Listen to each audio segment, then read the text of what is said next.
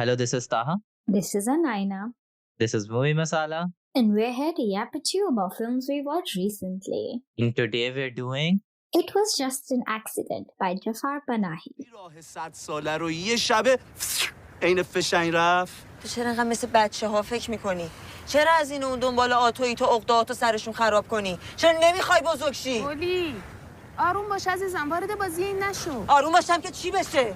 که دوباره شروع کنم به قرص خوردنم و زندگیمو به گند بکشم؟ I watched like 3 or 4 films this week, Yes. including like Nouvelle Vogue, which is this film by Richard Linklater about the French New Wave cinema. I watched Looney Tunes the day the Earth blew up, and then I watched this. I'm pretty sure I'm forgetting one of them, but it's fine. And the reason is none of these films were bad, but I was like, the first two I watched, I was like, I just don't feel like there's enough for me to really talk about. And I'm so glad I watched this. Yeah, and then you watch this. Exactly.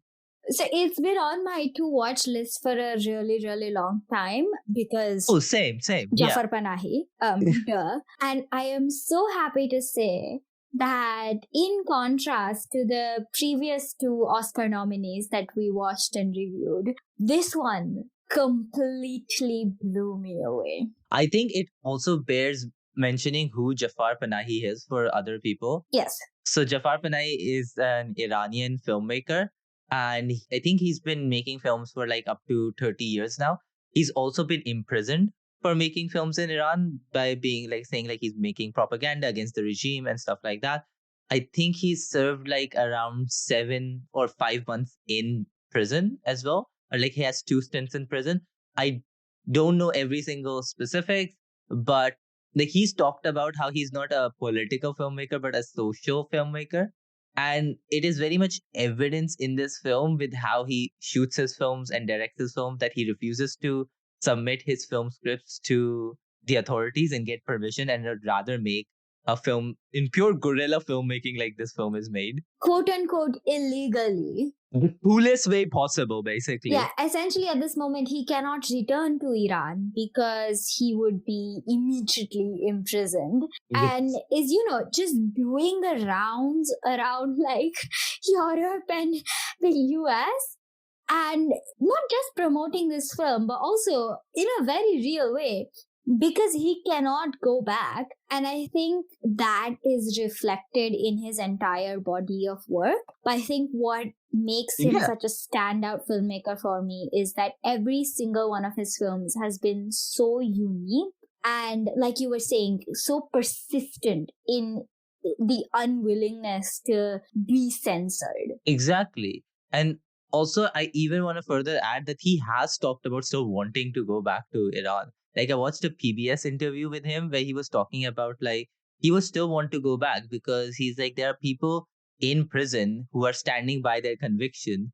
So as a filmmaker, as a person who also is wanting to uphold that, I don't think I could just like escape that, or like I don't want to be someone who also doesn't like uphold their convictions and that. And again, it's just someone who very vehemently understands the subjects and the topics that he is capturing and depicting. I agree, and that brings me to the plot of the film, or the premise of the film rather, which is essentially that we start with this random incident where a man who is driving a car with his wife and his daughter in it run over something in the middle of the night on a road, and that leads something wrong to go with their car, and so they stop by this random shop where the man runs into Wahid, and Wahid recognizes the man from the car from somewhere. Purely through the sound of his prosthetic leg, then proceeds on a mission of revenge because he has identified this man as his torturer while he was in prison. And through this montage of revenge, as I've been calling it in my mind, he kind of gathers a bunch of other people who this peg-legged man, or Iqbal as they know him, has tortured in prison as well. And this includes the real Scooby-Doo gang. Yeah, a real Scooby-Doo gang. And it includes a photographer, Shiva, a to-be bride, Goli, and her husband, Ali, and this kind of crazy but very like visceral and like extreme character Very honeyed. animated. Yeah. And then the plot basically follows them trying to figure out whether this man is actually Iqbal or not. And what to do about and that what to as do well. about it. And like we were talking about this, it's like up until the like last 15-20 minutes of the film, we really don't know whether this man is Iqbal or not. Yeah, exactly. I think there is so much tension in this film through so many multiple avenues, yet it uses multiple other techniques to capture that tension. What I mean by that is because of the restrictions of this film, like we mentioned up top, it wasn't made with permits or anything. So he's very much just, it's called stealing a shot, but like finding random streets to shoot in, random remote locations, stuff like that. And a lot of lighting is just natural lighting. So you don't have those little mise en scene and like lighting and everything to make that shot have that like look of a thriller or the tension into it.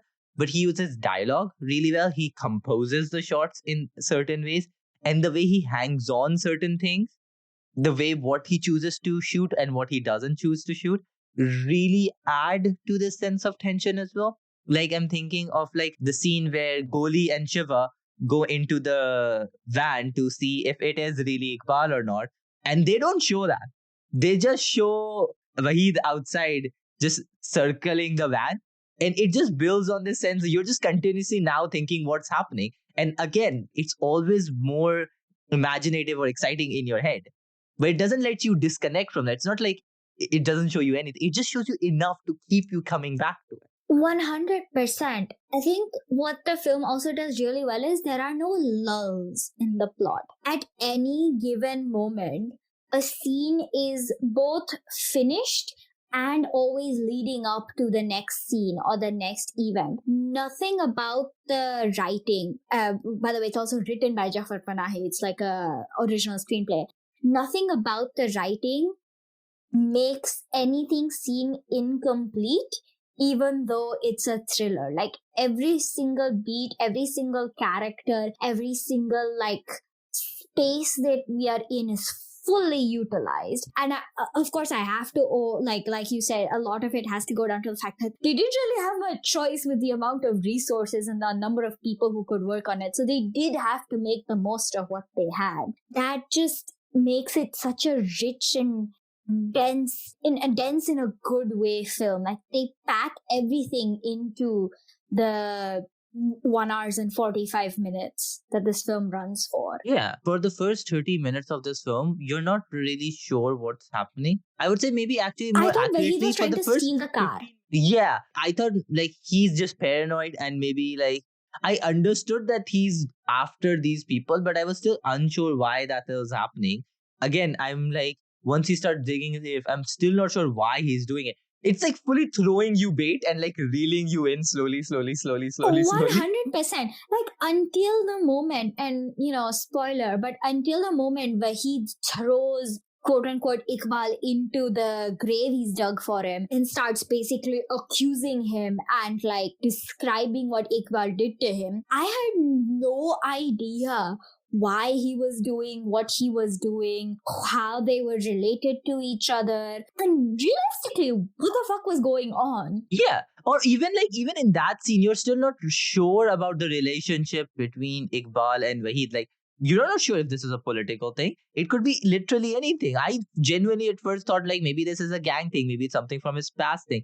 I don't know. It's just not told me anything. And I think once again, the writing does such a good job of giving you information about the characters at a slow but steady pace. That doesn't feel like, you're desperate and you're not getting the information. But you get it really slowly. And part of that is what this other Scooby-Doo gang of revenge takers, why they're specifically taking revenge. I think one of the stories that stuck out to me, and this is meant to be poignant as well, is Goli's. She is describing to her to-be husband Ali why she is so hell-bent on getting revenge on Iqbal. And I'm not going to say what it is, but it comes at this moment in the plot where the characters themselves have nowhere to go, have no idea what to do anymore, and you can sense that they're starting to lose the plot of why they're doing what they're doing. And so it's almost as if Panahi knows that he has to reel the audience in at this second, and so gives you Goli's story. But it doesn't feel like he's just throwing like this sad, traumatic incident at you. It feels like, because the character herself is telling her story, it feels very real and embodied. Yeah, I think in that whole scene in that desert, I was like, wait, how long has it been? Because in like a way that it was like, it had been like 5 minutes, and I was like, I feel I'm so engrossed in this. I don't know how much time has went. And I was like, this scene it's just a singular scene. This has just been one take so far. And it is like a 6 or so minute like take that goes on. And it's brilliant because it has moments from every single character, and like gives you something from all of the characters in one scene, very much so, while having Hamid being the center, like I would say, instigator to draw in all of these characters and where they are. 100%. And I also think in this particular scene as well, it gets funny towards the end, because you hear like a phone ringing, but you know that Wahid has taken everybody's phone. So you're like, what the fuck? And they're looking around in the van, and Hamid goes, Ustad, it's coming from inside the case. And Ustad is like, in the subtitles, translated to like half-wit, but we know sarcastically it means like professor or something, right? Yeah. So I just, in that moment, I was genuinely laughing out loud. So there's also like this dark satirical humor attached to this very serious traumatic thriller that is the main plot. Yeah. And you're talking about that. I think everything, because Goli is continuously in a wedding dress, it makes so many scenes just that much funnier just by that. But hands down, one of the funniest scenes is when the police officer asks for a bride, and Ali is like, I don't have money. So the police officer pulls out a card machine. I think that was one of the most surreal moments. You're right. It's like he's asking for a bride, It's so funny. doesn't have cash. All right, pay me on this credit card fucking machine. It just reminds you of like, it's something that in another age would have been dystopian, but because we're living in 2025, 2026, it's not. Yeah, I was like, oh, some of this film they could have honestly shot in Karachi and nothing would have changed. Honestly, I was thinking the same thing about India. Yeah, I think it is genuinely very funny. That humor really is, like you said, dark. It highlights these further like holes in society and how the system is broken in certain places. Also, like, I think when we were talking about that earlier scene, I think there's also a connection of like how Hamid is this character who embodies revenge the most. And I think to most extent, like Shiva is that character who wants to just move on from it. And like Wahid is this character who's like the audience stand-in to some degree, even though like he has his own agency in the film. He's the one who starts burying him, but he's the one who takes him out and wants to know what should happen. Like he's the one who gathers all these opinions. So I think that's very interesting that at the end of the film, again, spoilers, Hamid is not there and it's just Shiva, and that they don't kill him, in the sense of like, even in that darkest moments, they're literally in the dark there where the film started. It's the same lighting as the film started. Even in that darkest moment, the shred of humanity stays there with these people. And like Jafar Panahi talks about how the film is also about like these people and societies deciding how to grapple with violence, or how to grapple with this sense of how to move on from it, how to live within it. 100%. I think this is recurrent, like, kind of dialogue throughout the film, that we must not be violent because that would make us just like them. And then how much better are we? And I think you see that really culminate in the last like 20 minutes of the film. Like you said, Wahid and Shiva are basically interrogating Iqbal in the same way, and in kind of this torturous environment, in the way that you would imagine they had been. And I think one of the most like powerful, but not like it's not cathartic, but it might be, and you know, there's that fine line between is this catharsis or is this not, is when Shiva is repeatedly slapping Iqbal. It gets to the point where it's almost funny the way she's slapping him because of how much of a release it seems to be embodying for her. Then that sequence ends and she's equally as disturbed and as like in tears as Iqbal is. Because she's just lived through like a really traumatic experience. I think Panahi does an incredible job of highlighting the humanity of these characters. Not of Iqbal, but of this group of revenge takers. Yeah. I think with that final scene, again, another interview I was watching, I was just like looking at Jafar Panahi and just like learning more about him, honestly, after this. But another interview, he talks about like in so many scenes, you don't see Iqbal. Like he's in the trunk and you just see the characters looking at him. He haunts the narrative in the same way he has haunted these people's past. He is a prominent character throughout this film, despite not getting that much screen time in the film. So it is that final sequence, which is just about him, that he is the sole point of focus on that screen. I thought that was also a really good point of like, because he's removed, he's making up for that somewhere else. It's meant not necessarily a sense of catharsis, but it's just everything what it's building up to is that character. So in the weird way, he does get the final word in, even though it's not a word, it's a sound. 100%. And I think like just speaking about that scene and like linking it back to these other moments of like, not humanity, but I want to move on to more of the like social commentary side of the film. This is the moment where Wahid mentions why he was imprisoned, and that was because he was one of the work strikers during protests. And, you know, you can see that arresting and the killing of workers who were striking and protesting, like up until a month ago, this was happening. It is still happening. Yeah, exactly. And it was mentioned that he was one of them, and that's why he was imprisoned, all for demanding equal pay and basic rights, right? And it's pertinent to mention, I think, that Wahid is a ethnic Azerbaijani. The Azerbaijani community in Iran is also, I think, it's a minority community, and I think in some ways is also persecuted by the regime. So it's especially important that he is ethnically not Iranian or Persian and also like a worker. And that moment of when you find out that he was in those strikes and that's why he's been imprisoned and tortured and that's why he has these body conditions. And then you go back and look at how he was helping supposedly Iqbal's wife and daughter because they were in trouble and they were in pain.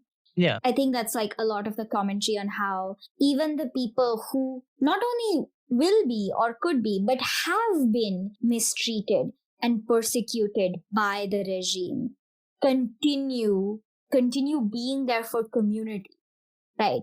There is no inherent hatred. He could very easily have been like, nah, I don't give a fuck, and moved on, and I would have been just as well fine with it. But I think what you said about the not political and social really reflects in this film, but it is really a social film. He is talking about the Iranian people and those most harmed by the regime, which does include Iranian women and children as well.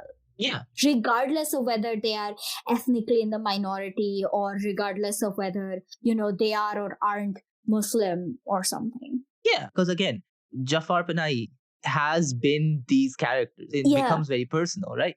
So he understands this, but he was like, I wanted these characters to feel like they have their own opinions in that sense. That's why you have Hamid, who I come back to, who is like the most revenge-centric. And I think personally, I found it hard to disagree with what he was saying. Even though So it was purely by action, like the action you suggested of like Wahid, like helping the family and stuff like that, which fully devalues Hamid's argument from fears, because that scene directly follows the prior scene that we were talking about in the desert, that long scene where Hamid is very vocal. And it's again, though, that action that disrupts that. It is lending a hand towards humanity, the same thing.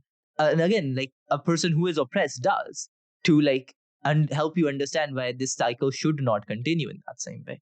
100%. And I think the acting from this cast is fantastic. It fully gives you the sense that these are real, well-formed people. So that's Wahid Mubassiri as Wahid, Maryam Afshari as Shiva, Hadis Pakwetan as Koli, Majid Panahi as Ali, and Muhammad Ali Elias Meher as Hamid. And Ibrahim Azizi as Iqbal. Yes, I was mainly talking about like the revenge taker gang, as I've come to call them, but like Ibrahim Azizi does really good as Scooby Iqbal Gang. as well. I thought we had called them the Scooby Gang. Yeah, but yeah, this group, the dynamics between them, like I said, the acting really gets this like dynamic and this characterization of them really well, and they really make them feel like a gang of people who really don't want to be together. They should not be together. Horrible circumstances have given them like something common, and they should never have had anything in common. And you can really feel that in the way, some of the like ensemble scenes are set up and played out. So I think all around, this film 100% was, for me, fantastic. And out of the 4 films we watched for the Best International Feature Film for this year's Oscar nominees, I would have to say this is the best one so far. Honestly, I wouldn't disagree with you so far. And like, just ending on the ending, so to speak, which is that final squeaking that comes through, and Wahi just never turns his face, and it's never revealed. Oh, it's perfection. That's how you end a fucking film. And I'm just left there, just being like, as a credits roll, and you're just looking at yourself, being like, I don't know what to do with that feeling now. This is, that was like a gut punch at the end. Yeah. 100% agree. So those were our thoughts. Thank you for tuning in. This podcast is produced solely by us with musical assets from Pixabay. If you enjoyed this, please do share it. See you again next time. Bye-bye.